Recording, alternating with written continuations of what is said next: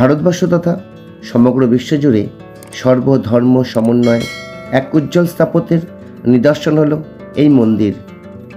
মানবজাতির স্বার্থে বিবেকানন্দ এই মন্দিরটি এমনভাবে নির্মাণ করতে চেয়েছিলেন যা সকল ধর্ম অবলম্বীদের কাছে গ্রহণযোগ্য হবে। পশ্চিমবঙ্গের হাওড়া জেলার হুগলি নদীর পশ্চিম তীরে অবস্থিত এই বেলুড় মঠ আজ আমরা ঘুরে দেখব, জানব কিভাবে সহজে এখানে পৌঁছানো যায়, দিনের কোন কোন সময় এই মন্দিরটি খোলা থাকে, ভোগ প্রসাদের সময়ও মূল্যই বাকি, এবং এই মন্দির প্রতিষ্ঠার পিছনের সেই তাৎপর্যপূর্ণ ইতিহাস থাকছে এই ভিডিওতে। তাহলে আর দেরি না করে ভিডিওতে একটি লাইক সেরে ভিডিওর মূল পর্বে প্রবেশ করা যাক। প্রাকৃতিক সৌন্দর্যে পরিপূর্ণ এই পবিত্র স্থান মন্ত্রমুগ্ধ করে তোলে আমার আপনার মতো দেশ বিদেশ থেকে আগত সকল দর্শনার্থীদের। তাই প্রথমে আসি আপনি কিভাবে এখানে আসবেন।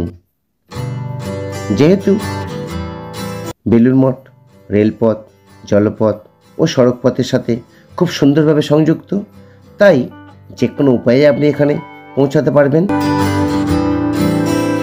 হাওড়া স্টেশন থেকে লোকাল ট্রেনে চেপে মাত্র 5 টাকা ভাড়া দিয়ে আপনি এখানে আসতে পারেন। তেমনি হাওড়া শিয়ালদা এমনকি ধর্মতলা থেকে আপনি পেয়ে যাবেন বাস পরিষেবা। তবে আমি কিন্তু গিয়েছিলাম দক্ষিণেশ্বরে, মানে ডানকুনি শিয়ালদা লাইনে।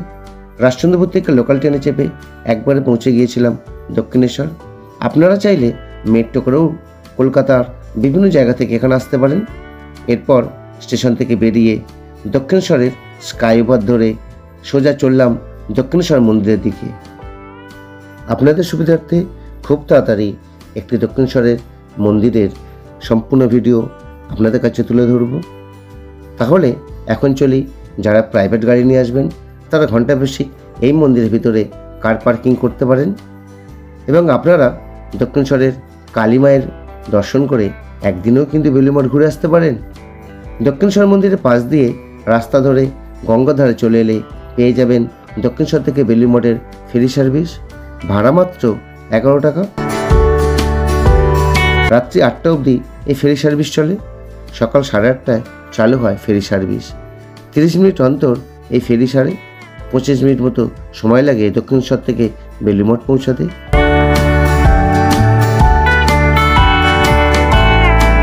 বিবেকানন্দ এবং নিবেদিতা সেতু পার করার পর কিছু দূর যেতে না যেতেই আপনাদের চোখে পড়বে সেই সুন্দর সাজানো গোছানো রামকৃষ্ণ মঠ। ভেসেল থেকে নেমে এই বেলুড় মঠের দূরত্ব মাত্র 4 মিনিট। এপ্রিল থেকে সেপ্টেম্বর মাস পর্যন্ত সকাল 6টা 30 মিনিট থেকে 11টা 30 মিনিট পর্যন্ত খোলা থাকে।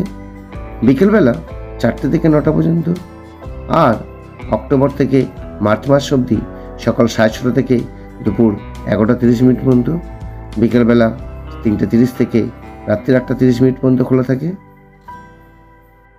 আপনারা যারা 2 চাকা বা 4 চাকা নিয়ে আসবেন, বেলুড় মঠের ভিতরে বা বেলুড় মঠের বাইরে খুব সুন্দরভাবে 4 চাকা এবং 2 চাকা কার পার্কিং এরিয়ায় পার্কিং করতে পারেন। প্রথমেই বলে রাখি, এই মঠের মূল মন্দিরে ও বেশ কিছু জায়গার ছবি তোলা বা ভিডিও করা সম্পূর্ণ নিষিদ্ধ। মেন গেট দিয়ে প্রবেশ করা মাত্রই ডান দিকে রয়েছে সারদা মঠ, যেটি এই মঠের হেডকোয়ার্টারও বটে। আর বাঁদিকে রয়েছে রামকৃষ্ণ মিউজিয়াম, যেখানে রামকৃষ্ণ পরমহংস ও বিবেকানন্দের ব্যবহার করা বিভিন্ন জিনিসপত্র রাখা রয়েছে। আর এখানকার প্রবেশ মূল্য জনপ্রতি মাত্র 5 টাকা। তবে ফটোগ্রাফি বা ভিডিওগ্রাফি করা এখানে কঠোরভাবে নিষিদ্ধ।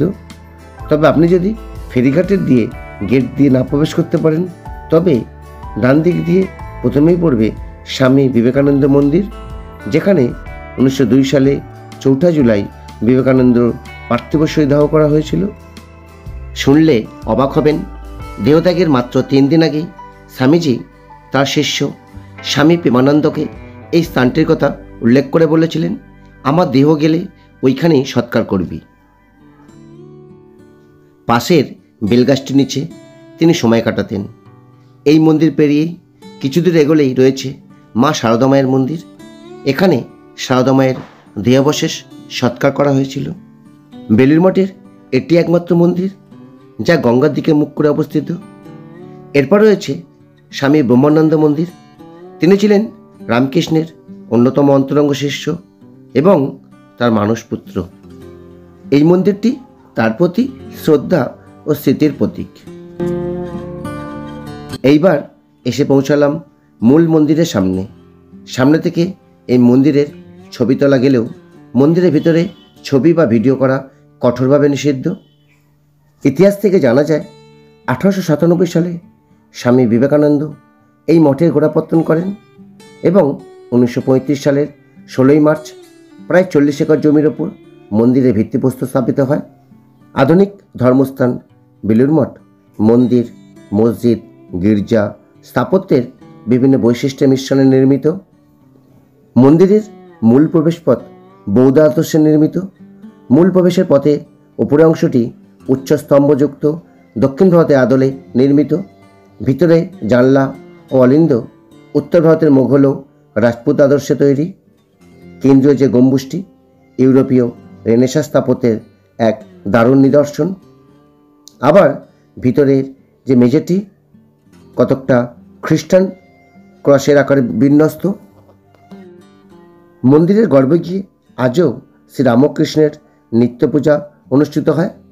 মন্দিরের বাইরের অংশ যেমন খোলামেলা এবং শান্তিপূর্ণ, তেমনই ভিতরের অংশ নীরব ও প্রশস্ত।